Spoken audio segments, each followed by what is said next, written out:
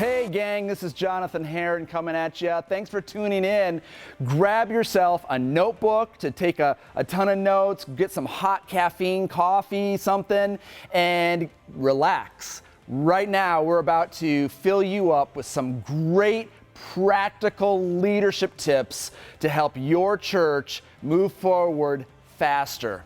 And if this is super helpful to you, you can discover even more practical tips online at fearlessleaders.net, the #1 source for free articles, video training for church leaders, volunteers, church planters. Listen, our friends at Outreach Magazine just came out with their biggest issue of the year, tracking the 100 fastest growing churches in America. And would you believe it? By God's grace, we're on the list. We came in at number 11 because our heartbeat is to quickly reach more people far from God. And we want to help you.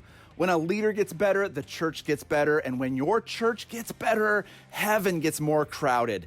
Head on over to fearlessleaders.net for tons of free resources. Here we go. Let's dive in. I'll catch you on the other side. Thanks so much.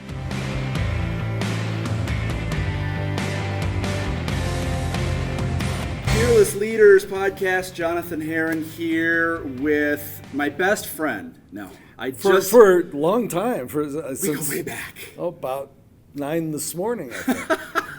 This is a huge treat. I've been fanboying all day. This is Mark Mittelberg, and I'm not going to take up all the time, but your writings have had a huge impact on my ministry at our church in Michigan, and that's very encouraging. Thanks. You know, becoming a contagious Christian, that was required reading for me, 15 years ago, and awesome. So this is a huge treat. But enough about me talking. You've got church planters, young church leaders listening in. We want to reach more people for Christ. You're the expert on contagious Christianity. Could you step into that just for a few minutes and speak into our hearts, into our lives, and encourage some leaders today? Sure.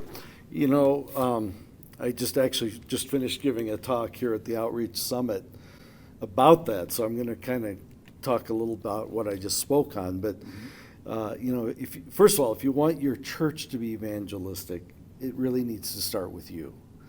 And that's the good news and bad news. The good news is that's something we can do something about. You can't control what other people do, but you can decide what you're going to do.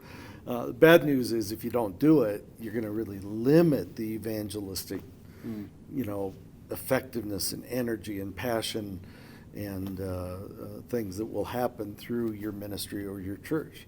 So a lot of what I do and a lot of what I speak on to leaders is ways we can take practical steps to become, as using the euphemism, contagious Christians, outreach-oriented, infectious faith types who influence the people around us, who draw people to Christ. And boy, there's so much could be said. I have an 8-hour course on it, but I think that starts with, first of all, authentic love and concern. That we're fueled by love, not by a desire to build a bigger church or to prove something or just to be a model. So if I do it, they'll do it. So I guess I got to do it, because people will sense if they're a project or if you're just trying to do something so you have a story. Yeah. It's got to be genuine concern. And the question then is, if we're real honest, how do you get that?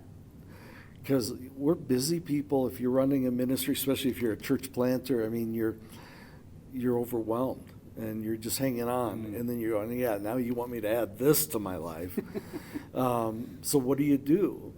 Well, again, I think, as I just spoke about, I think part of it is prayer and being honest with God and saying, I know I'm supposed to be a champion for the gospel and I'm supposed to love like Jesus loved.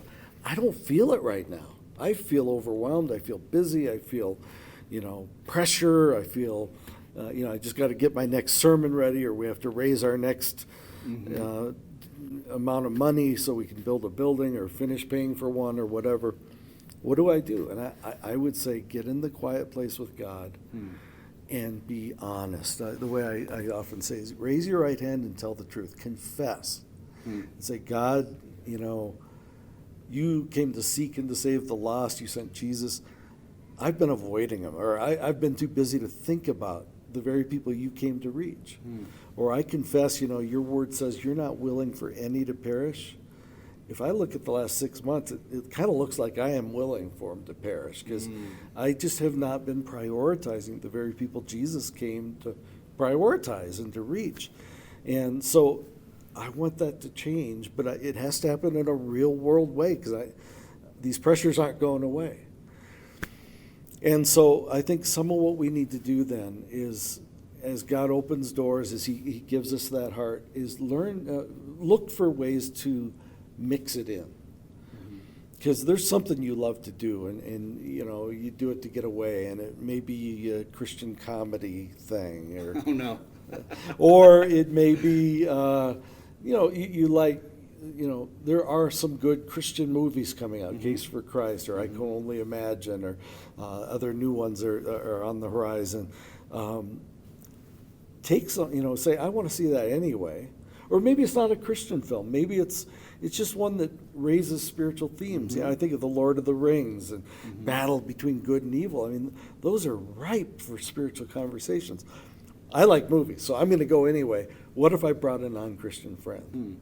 Or what's your hobby? What's your sport? I like to mountain bike. Well, rather than just riding with myself, I need to reach out to the neighbor and say, why don't we ride together? And it's something I'm going to do anyway. Well, let's mix it up. Or if you have a little extra time, find out what they like to do. I just met a guy in our neighborhood. I live here in Colorado, and turns out he does fly fishing. And I've never, I've done old-fashioned bobber, traditional fishing. I've never gone fly fishing. I'll tell you, all I had to do was hint at a little bit of interest, and he's like, when can we go? I'll take you. So, talk about an easy entree into doing something that would be an adventure. It'd be fun, get out in nature, but do it with a non-believer in my neighborhood who I just met, who I might just have a redemptive conversation with and have an impact on for eternity. So I think baby steps like that. One other practical thing. I'm sorry, I'm running away with this. This is You fantastic. can ask me questions, but you got to interrupt. This is like Yoda. I'm not going to interrupt. Teach me.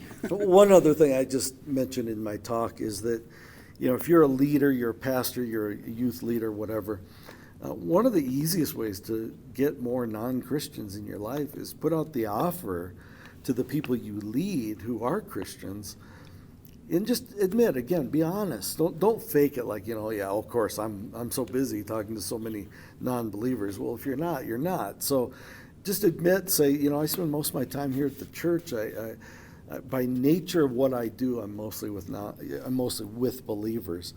So I have limited access to non-believers in my life. But the good news is most of you have lots of access, more than you know what to do with, maybe at your school or at work or in your neighborhood or maybe even in your family. So let's get together on this. How about this? How about if I make, maybe try this for a couple months or something.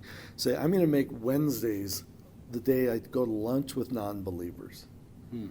But it's your job to help me get with them. In fact, you can come with us. In fact, if you want to buy, that would be okay too. Church planter, right? That's right. In fact, you got to buy. Yeah. Okay, or we ain't eating. But you just say, look, call my assistant, which in my case is my iPhone, and just say, I got my brother-in-law. He does not believe. He's got a bunch of questions. I think he would relate to you.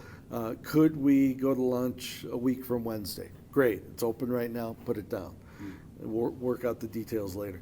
And then someone else calls, well, how about this Wednesday? How about, and then what'll happen is, all my Wednesdays are full. What about Thursday? All of a sudden you've got the reverse problem, but it's a good one. You've got lots of non-believers in your life. And what's so awesome, you want to be efficient with your ministry. What's so awesome about it is you go for that 90-minute lunch. You got to leave a little extra time because you're going to be, it's very overt. You're going to talk about spiritual matters. You don't have to do a lot of beating around the bush, talk about the football game your team lost or the weather. You can get to the point and say, hey, my friend here says that you've got a lot of spiritual questions. I love talking to people in your situation. tell me about your background. What do you want to talk about? And you dive right in. And what I started to say, what's beautiful about it is you're being very efficient right now. You're evangelizing someone who's connected to one of your members, and you're discipling that member at the same time. Wow. I never thought of that. Yeah. So, and they're watching what you do, and then they're, it's discipleship, and it could go both ways. They may say afterwards, I think I could help you do that better. Okay, here's a tip, and then they disciple you a little bit. Usually, what'll happen is the Holy Spirit kicks in. The Lord's with you, and God uses it, and they at the end they're going, I can't believe my pastor or my youth leader, this church planter, whoever it is, would take the time to reach out to my family member who never goes to the church, will probably never give a dime, but yet you took the time. That speaks volumes. And what you do, you're not only doing the evangelism and discipleship, you're also raising that value in your own heart and in the hearts of the people that are aware of this. You're elevating evangelism back to the place it needs to be, because it's in a biblical church, evangelism has to be the priority. Absolutely. So let's say on the other side of the coin that you've read Contagious Christian, you're going after it, reaching people far from God, but then you have folks in the church that don't understand our church is growing, it's changing, all these new people are coming in. How would you encourage a church leader who's facing some criticism from religious folks in the church? Crystallize it for you. What are they criticizing you for? Maybe it's just that things are changing so quickly. You have to add another service, and I don't get to vote on this, or Yeah, it's not as warm and cozy of a fellowship. It's not mom and pop. Yeah. You've changed, Yeah, and I think by nature, as you grow, you have to. And, it's the old story of Moses and his father-in-law or whoever it was. Jethro, yeah. Yeah, you've got to divide and conquer. You've got to quit doing everything yourself. You got to layer it. You got to get other leaders. You got to delegate. And so that by nature, if you're successful, you're going to have those changes. And I think part of what you do is you have to just talk about them and teach about them and say, by nature, if we obey the Great Commission Jesus gave in Matthew 28, we go into our world, preach the gospel, lead people to faith, baptize them, disciple them, and then teach them to go and do the same and reach more, we're going to grow. I mean, the gospel still works. It still has power. We're going to grow. And you know this, you're in a rapidly growing church. So you just got to say, when that happens, we're not all going to be, camping around the same campfire all the time. But that's okay. That's part of the fruit of it. Just think of the people that will be reached for eternity. And it's okay to grieve some of that some of us can't spend as much time hanging out. We can still find ways to do that once in a while. But part of our mission is to not just hang out. Jesus dispersed the disciples and had them go out. And they, so Peter and John and Andrew and James, I mean, they didn't get to just be best buds for the rest of their lives. They were on a mission. And that'll be the same in our lives the more we're successful. But then you can start new campfires and get your group around them. And that's part of why the whole value of community and small groups, or whatever you want to call them, little fellowships, and multiplying those and being open to new relationships. Those are values we need to teach and model. And when someone's really sad that it changed, grieve it with them, but then, let's move on. Let's obey the Lord. This is a small problem that is the fruit of a very great success that the Holy Spirit is rotting in our church. Is that the right word? WRAUGH. Hey, I'm smoking whatever you're selling, Mark. Don't say that. We're in Colorado. You got to be careful what you say here. So we have podcast listeners and YouTube viewers who would love to learn more. And you have a ton of books, a ton of resources. How can we find you online? Well, first of all, I have a website, finally, a good one, markmittelberg.com. The challenge, of course, is spelling Mittelberg, which is, based on my experience, almost impossible for most people, but it's Mittelberg. It's German. Okay. So you got T's in there, and it's E-L, not L-E. So it's Mittelberg. So markmittelberg.com. They can follow me. I only do one social media outlet, and that's Twitter, and it's war out there, but I kind of enjoy it. And my address on that, or handle or whatever, is at Mark Mittelberg. So they can reach me that way. If they want to email, mark@markmittelberg.com. All of these require spelling Mittelberg right. And other than that, That's the hoop you have to that's jump how I through. know who's elect. That's right. You know, if they can spell Mittelberg right, they're in my chosen group. Wow. And you mentioned books.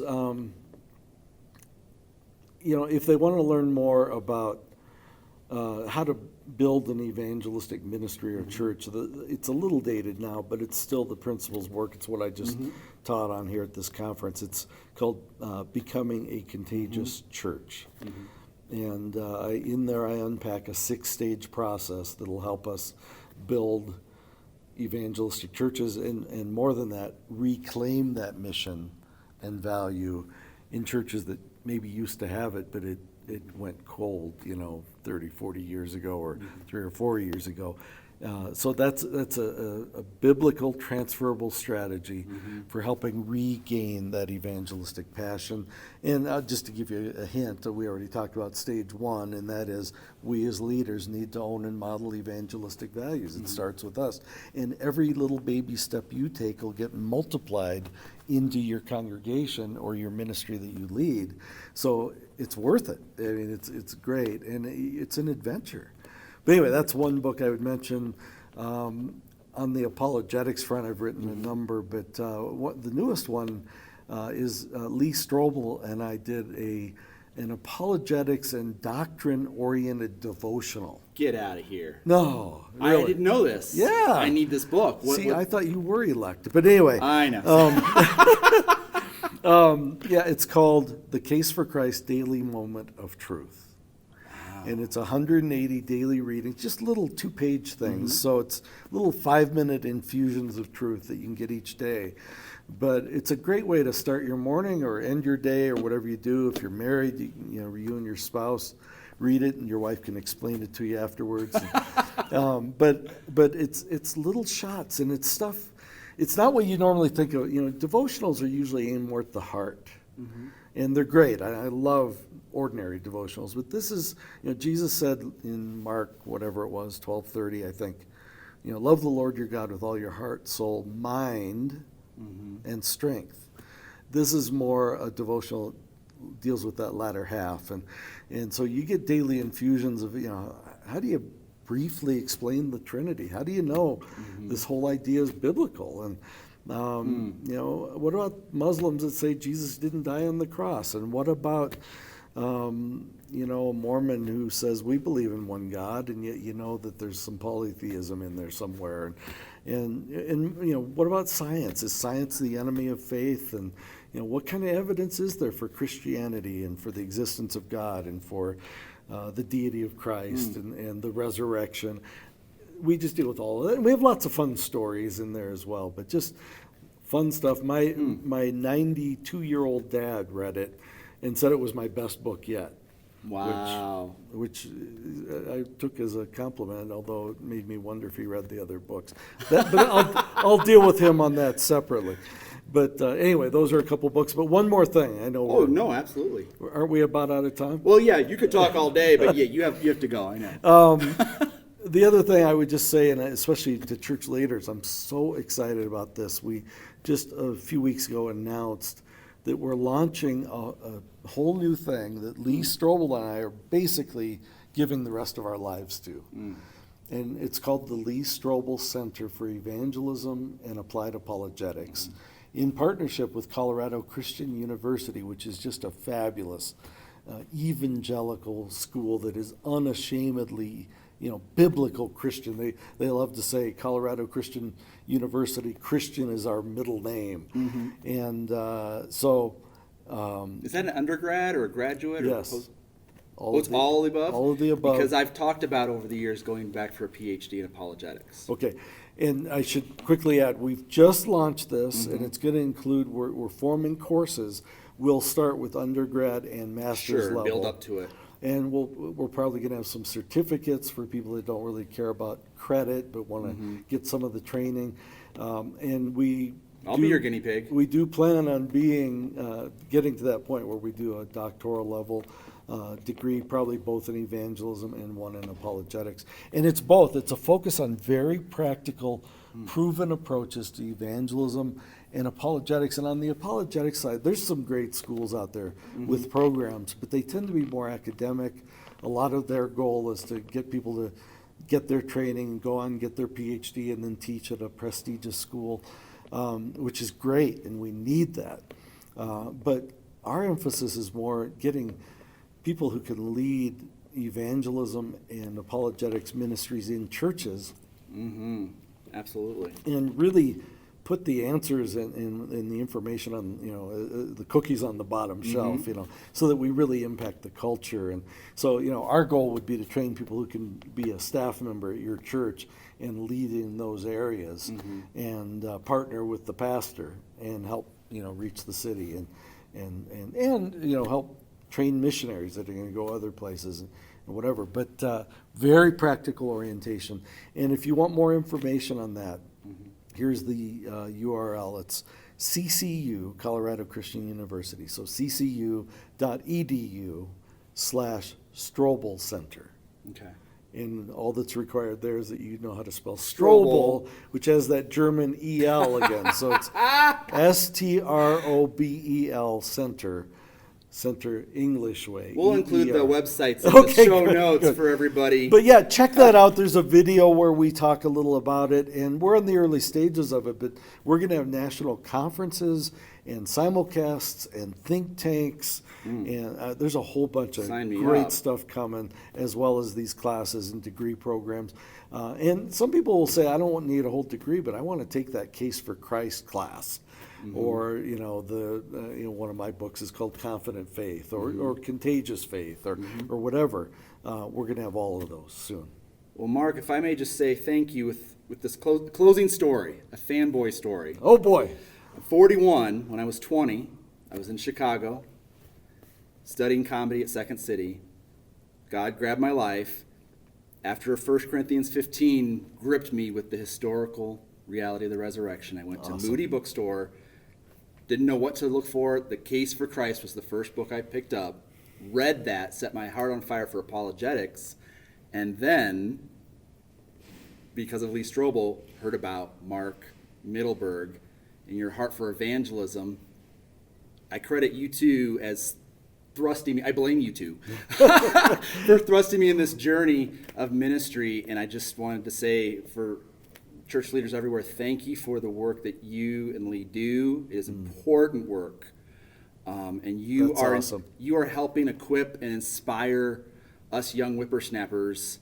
And we have a lot to learn. I want to come to the center and learn more. Yeah. But just thank you for all of your contributions. I can't tell you how encouraging that is. That's what I live for. I mean, yes, my family, my wife, my kids, but ultimately this is what matters for eternity is igniting people with the gospel first, but then to impact others. And so that speaks volumes, and it means the world to me, and really typifies what we have given ourselves to now with this new center, is because we want to try to do that on a much more regular, systematic level with students from all over the world.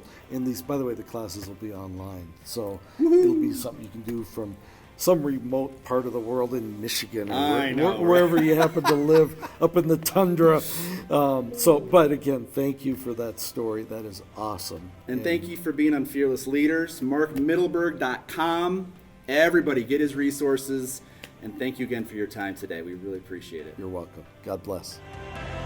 Hey gang, this is Jonathan Herron here, encouraging you to fearlessly lead your church toward growth. Listen, when a leader gets better, everyone gets better, and my heartbeat is to just share with movement leaders like yourself, church planters, the stuff that we've learned here at Life Church Michigan. And if this is super helpful to you, you can discover even more practical tips online at fearlessleaders.net, the #1 source for free articles, video training for church leaders, volunteers, church planters. Listen, our friends at Outreach Magazine just came out with their biggest issue of the year. tracking the 100 fastest growing churches in America. And would you believe it? By God's grace, we're on the list. We came in at number 11 because our heartbeat is to quickly reach more people far from God. And we want to help you. When a leader gets better, the church gets better. And when your church gets better, heaven gets more crowded. Head on over to fearlessleaders.net for tons of free resources. For now, I'm Jonathan Herron, and for the whole team here at fearlessleaders.net, thanks for tuning in. Enjoy your burrito.